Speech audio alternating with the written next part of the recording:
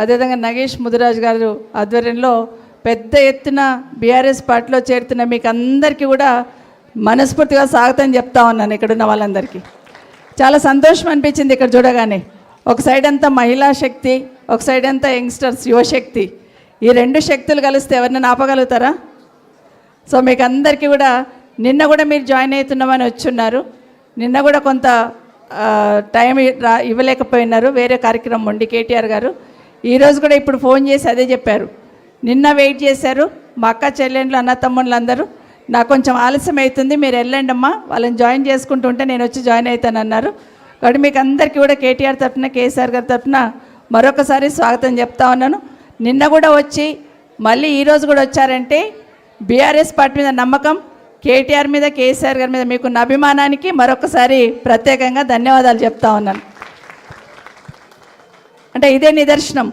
కేసీఆర్ గారు చేసిన అభివృద్ధి, మన హైదరాబాద్లో కేటీఆర్ గారు ఏ విధంగా అభివృద్ధి చేశారు, ఇవన్నీ దృష్టిలో పెట్టుకొని జూబ్లీహిల్స్ నియోజకవర్గంలో గోపీనాథ్ గారు ఎమ్మెల్యేగా వారు అందించిన సేవలు ఇవన్నీ గుర్తుపెట్టుకొని మీరందరూ కూడా బీఆర్ఎస్ పార్టీకి సపోర్ట్ చేయాలి, సునీత గోపీనాథ్ గారిని గెలిపించాలని ఏదైతే మీరు వచ్చున్నారో మీకు అందరికీ కూడా చాలా చాలా ధన్యవాదాలు. అదే కాకుండా మీతో పాటు ఒక్కరు వచ్చారంటే ఖచ్చితంగా మీ వెనకాల ఒక 100 మంది ఉంటారు.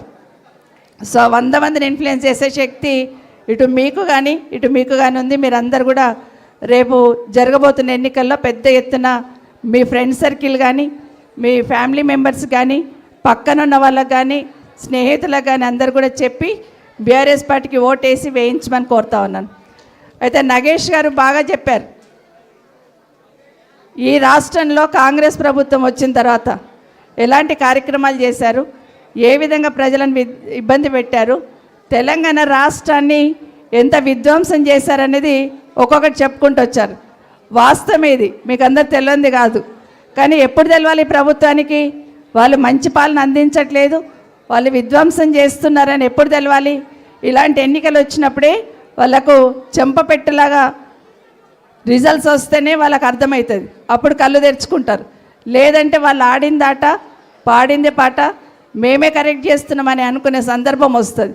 కాబట్టి దయచేసి అందరు కూడా మీతో పాటు ఇంకెవరైనా అటు ఇటు ఉన్న వాళ్ళందరినీ కూడా బీఆర్ఎస్ పార్టీ తరఫు తిరిగి చూసేటట్టు మీరందరూ చేయాలని కోరుతా ఉన్నాను. ఒక్కసారి మనం కూర్చొని ఆలోచిద్దాం. తెలంగాణ రాష్ట్రం రాకముందు, ఎందుకంటే మనం అందరం హైదరాబాద్లో ఉన్న వాళ్ళమే కదా, హైదరాబాద్లో మంచినీళ్ళకి ఎంత ఇబ్బంది ఉండేది ఒక్కసారి ఆలోచించండి. గల్లీ గల్లీలో ట్యాంకర్లు ఉంటుండేనే కొన్ని ట్యాంకర్ల బిజినెస్ ఫుల్ నడుస్తుండే. కానీ కేసీఆర్ గారు వచ్చినాక ఏం చేశారు? 10 సంవత్సరాలలో మంచినీళ్ళకి సమస్య లేకుండా హైదరాబాద్ సిటీలోనే కాదు, గ్రామీణ ప్రాంతాలలో కూడా ఇంటి వరకు నల్లా ఇచ్చి, ఇంటింటికి నల్లా ఇవ్వకపోతే నేను ఓట్లు అడగననే గట్స్ ఉన్న నాయకుడు ఎవరంటే కేసీఆర్ గారు. ఆ విధంగా చేస్తున్నారు. కానీ ఈ 2 సంవత్సరాలు ఏం జరుగుతుంది? మళ్ళీ ట్యాంకర్లు వస్తున్నాయి, మళ్ళీ ట్యాంకర్లకు ఫోన్ చేయాల్సి వస్తుంది, మళ్ళీ మంచినీళ్ళు సరిగ్గా ఇస్తలేరు. ఖచ్చితంగా ఇది ఆలోచించాలి జూబ్లీహిల్స్లో ఉన్న సోదరులందరూ. ఇదే కాకుండా కరెంటు సమస్య ఎట్లుండే గతంలో? పొద్దున 9 అవుతుందంటే కేసీఆర్ రాకముందు, తెలంగాణ రాకముందు కరెంట్ ఎట్లుంటుండే? పొద్దున 9 అవుతుండే కరెంట్ కట్ అవుతుండే, సాయంత్రం 4 గంటలకు కరెంట్ కట్ అవుతుండే, పొద్దున 2 గంటలు, సాయంత్రం 2 గంటలు. కరెక్ట్గా ఇన్వర్టర్స్ పెట్టుకుంటుంటే మనం ఖచ్చితంగా ఈ టైంలో పవర్ పోతుందని చూస్తుంటాం. కానీ ఈరోజు మన దగ్గర 24 గంటల కరెంట్ ఉంటుందంటే కేసీఆర్ గారు వచ్చిన తర్వాత తెలంగాణ వస్తే అసలు కరెంటే ఉండదు, చిమ్మ చీకటి అవుతుందని మాట్లాడుతున్న వాళ్ళందరూ కళ్ళు తెరుచుకునే విధంగా ఈరోజు 24 గంటల కరెంట్ ఎవరు చేశారంటే ఖచ్చితంగా కేసీఆర్ గారు చేశారని చెప్పాలి. కానీ ఈరోజు ఏం జరుగుతుంది? మళ్ళీ ఎప్పుడు కరెంట్ కట్ అవుతుందో తెలియదు, ఎప్పుడు వస్తుందో తెలియదు. ఇది హైదరాబాద్లో ఉన్న ప్రజలందరూ చూస్తూ ఉన్నారు. ముఖ్యంగా చాలామంది యంగ్స్టర్స్ వచ్చారు. మీకు అందరికీ తెలుసు, కేసీఆర్ గారు ఉన్నప్పుడు గురుకులాలు ఏ విధంగా పెట్టారు? దాదాపుగా 1200 గురుకులాలు, పాత గతంలో 200 ఉంటే కేసీఆర్ వచ్చినాక 1000 గురుకులాలు ఏర్పాటు చేశారు. గురుకులాలలో పేద మధ్యతరగతి బిడ్డలకి నాణ్యమైన విద్య అందించేటట్టు కేసీఆర్ గారు చేస్తే, ఈరోజు 2 సంవత్సరాలలో గురుకులాలను నిర్వీర్యం చేస్తూ గురుకులాలు ఉన్న పిల్లలకు బుక్కెడు బువ్వ కూడా మంచిగా పెట్టడానికి చేతగాక ఈ ప్రభుత్వం అలా గురుకులాలు ఉన్న పిల్లలు కూడా ఆత్మహత్య చేసుకునే పరిస్థితి ప్రభుత్వం తీసుకొచ్చింది. మరి అట్లాంటి వాళ్ళకి బుద్ధి చెప్పాలి కదా మనం. ఖచ్చితంగా బుద్ధి చెప్పాలంటే ఈ ఎన్నికల్లో అందరినీ కూడా మన బీఆర్ఎస్ పార్టీకి ఓటు వేయించేటట్టు చేయాలని కోరుతా ఉన్నాను. ఇలా చెప్తూ పోతే ఇంకా చాలా కార్యక్రమాలు. ఒకప్పుడు హైదరాబాదు గతంలో ఎట్లుండే ఇప్పుడు ఎట్లుంది, కేసీఆర్ గారు రాకముందు హైదరాబాద్ ఎట్లా, కేసీఆర్ గారు వచ్చినాక ఎట్లా అనేది క్లియర్గా తెలుస్తూ ఉంది. ఒక బ్రాండ్ ఇమేజ్ పెంచే ప్రయత్నం కేసీఆర్ గారు కేటీఆర్ గారు చేశారు. కరోనా గుర్తుంది మీకు. కరోనాలో మనమందరం ఇంట్లోనే ఉన్నాం, బయటికి రాకుండా.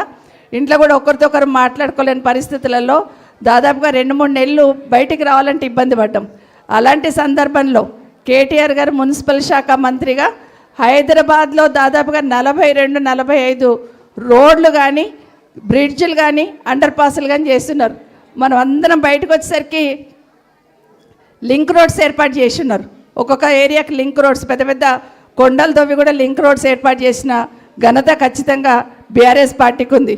అవన్నీ చూసి మన రాష్ట్రంలో ఇదే కాకుండా శాంతి భద్రతలు, ఇంతకుముందు చెప్తున్నట్టు నగేష్ చెప్పినాడు, శాంతి భద్రతలు పర్ఫెక్ట్గా కాపాడారు కేసీఆర్ గారు ఉన్నప్పుడు. మంచినీళ్ళకి సమస్య రానియలేదు, కరెంటు 24 గంటలు ఇచ్చారు. కాబట్టి దేశంలో ఎవరైనా పెట్టుబడులు పెట్టడానికి వస్తే ఫస్ట్ తెలంగాణ సైడ్ తిరిగి చూశారు, తెలంగాణలో పెట్టుబడి పెట్టాలని.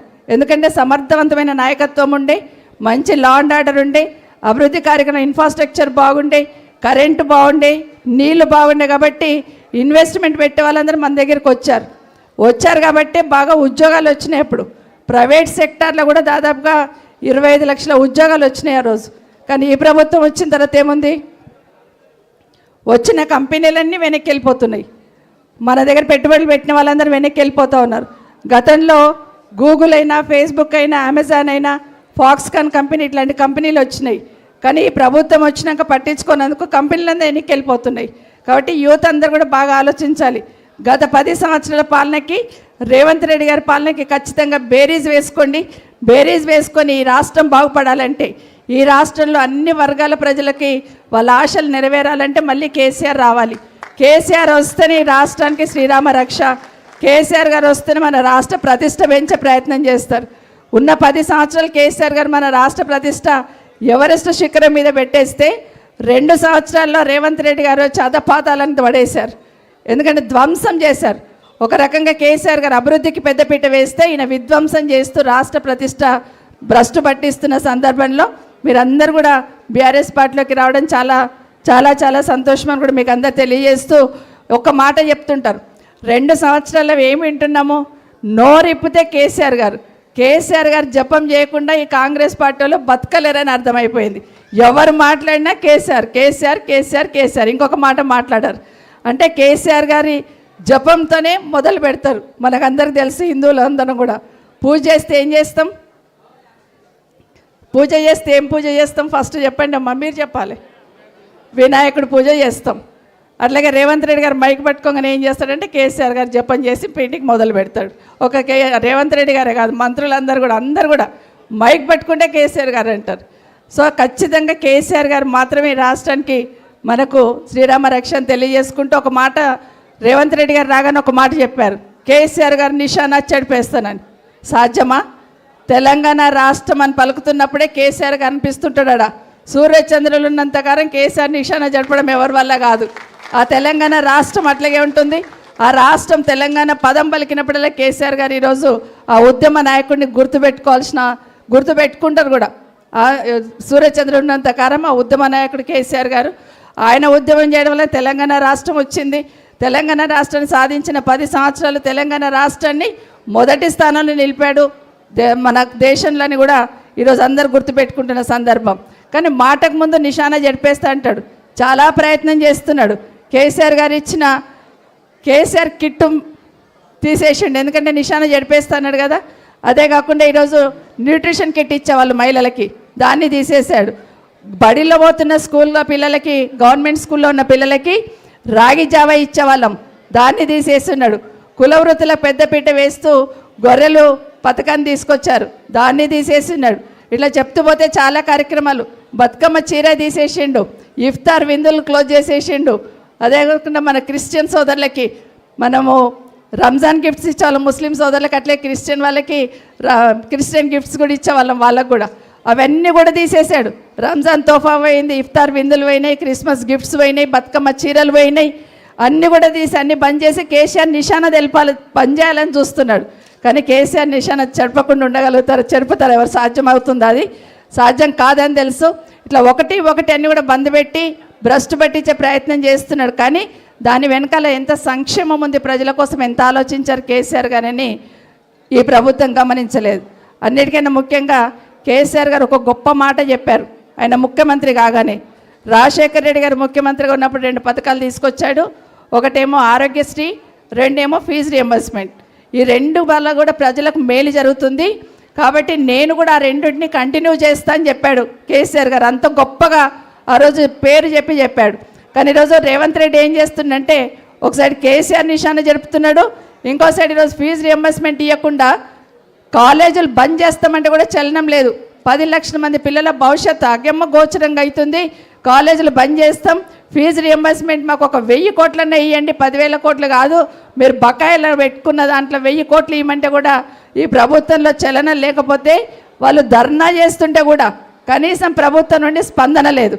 అంటే ఒకటి ఏం ఆలోచించిందంటే రేవంత్ రెడ్డి గారు, ఒక సైడ్ కేసీఆర్ నిశాన జరిపేయాలి, రెండో సైడ్ రాజశేఖర రెడ్డి నిశాన జరిపేయాలని చూస్తున్నాడు. ప్రజలు ఏమనుకుంటున్నారంటే రేవంత్ రెడ్డి నిశాన ఎప్పుడు జరిపేయాలని ఎదురు చూస్తున్నారు. దానికి ఇది మంచి అవకాశం. మనం ఈరోజు రేపు భవిష్యత్తులో ఈ రాష్ట్రంలో ఈ ప్రభుత్వాన్ని వెనక్కి పంపించాలంటే, ఈ ప్రభుత్వానికి చమనగీతం పాడాలంటే జూబ్లీహిల్స్ ఎన్నిక పునాది అవుతుంది. మీరందరూ కూడా పెద్ద ఎత్తున ఇప్పటికే గెలిచినాం, మెజార్టీ ముఖ్యం. ఆ మెజార్టీ ఎవ్వరు ఊహించినంత మెజార్టీ రావాలి. మీరందరూ కూడా బీఆర్ఎస్ పార్టీకి ఓటు వేయించి గెలిపించమని అందరికి చెప్పమని మరొకసారి తెలియజేసుకుంటూ, ఇటు గౌతమ్ యాదవ్ని కానీ నాగేష్ ముద్రాజుని కూడా అందరిని కూడా మరొకసారి మనస్ఫూర్తి అభినందిస్తూ, తను చెప్పింది ధనుజ మీరే కదా, ఒక్కొక్క కేసీఆర్ కావాలి, మీరు ఒకరొకరు ఒక్కొక్క కేసీఆర్, మా అమ్మలందరూ కూడా మీరే నిలబడ్డారు అనుకొని ఈరోజు మనం బీఆర్ఎస్ పార్టీకి ఓటేపిద్దాం. 2500 ఇవ్వాలి కదా, 2500 ఇచ్చిన దాకా నెలకు 2500 ఇస్తా అన్నాడు. మరి ఆ 2500 ఇచ్చినాకనే ఓటు అడుగుమని చెప్పండి మీరందరూ. మా అమ్మలు చెప్పారు షాది ముబారక్, మరి తులం బంగారం ఇచ్చినాకనే షాది ముబారక్ ఇచ్చినాక తులం బంగారం ఇస్తాడు, ఇచ్చినాకనే ఓట్లు అడగమని చెప్పండి. మన కళ్యాణ లక్ష్మి కూడా మాట ఈరోజు ఒక మంత్రి చెప్తున్నాడు, తులం బంగారం ఏడిస్తాం, తులం లేదు బంగారం లేదని. అంటే మాటలు చెప్పి హామీలు అమలుగానే హామీలు ఇచ్చి 6 గ్యారెంటీలు 420 హామీలు అని మోసం చేసిన ఈ ప్రభుత్వానికి ఖచ్చితంగా బుద్ధి చెప్పాలని మీకు అందరికీ కూడా మరొకసారి తెలియజేసుకుంటూ, జై తెలంగాణ, జై కేసీఆర్. Thank you madam. ఈరోజు జాయినింగ్ అవుతున్న కొంతమంది స్లోగన్ సిద్ధమా? గట్టిగా ఇవ్వాలి. జై తెలంగాణ. ఇక్కడ నుండి వినిపిస్తుంది, అక్కడ నుండి వినిపిస్తలేదు. జై తెలంగాణ, జై కేసీఆర్. Okay, thank you.